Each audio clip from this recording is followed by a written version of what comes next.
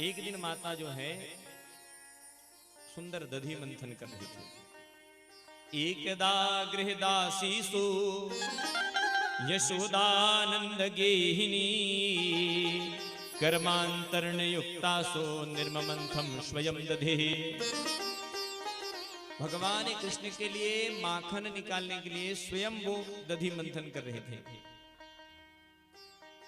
वैसे तो माता के घर बहुत सारी दास दासियां हैं, पर कभी कभी वो विशेष रूप से लाला के लिए स्वयं दधी मंथन करके मक्खन निकालती थी। कभी ऐसा होता है ना कि बेटा बहुत दिन बाद आया है पढ़ लिख करके, तो माता जो है उसके लिए कहे बेटा आज तेरे लिए मैं खुद बनाऊंगा।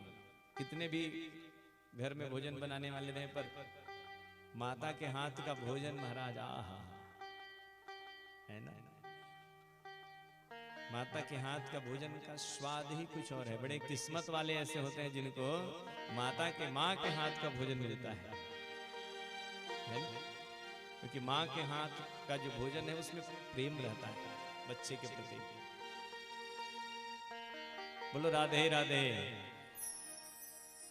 तो एकदा गृहदासीसु यशोदानंद गेहिनी कर्मांतरण युक्तासो निर्ममंथम स्वयं दधी मंथन कर रही थी।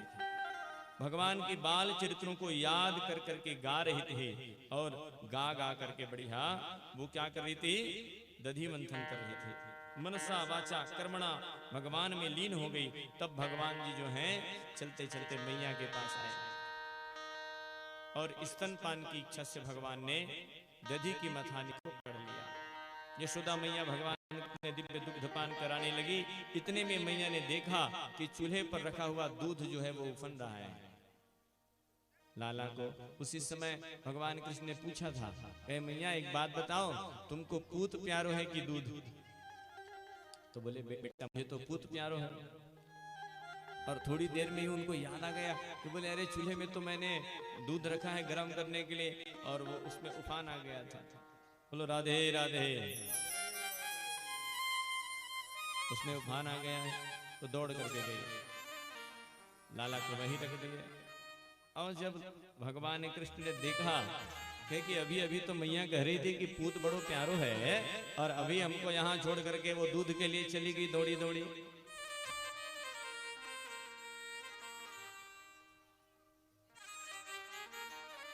भगवान कृष्ण नाराज हो गए, और नाराज होकर के महाराज जितने भी माट मटके थे सब चटा चट सब चटका दिए, सब मटकी फोड़ दिए।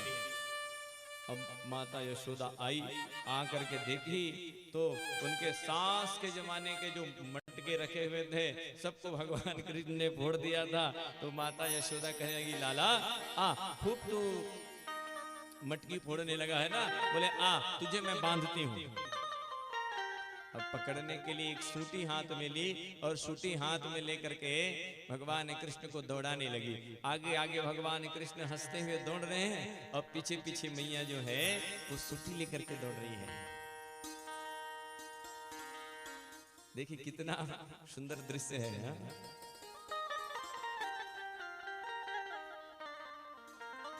एला अभी मैं तुम्हें बांधती हूँ पकड़ करके। पर भगवान कृष्ण पकड़ में नहीं आ रहे हैं।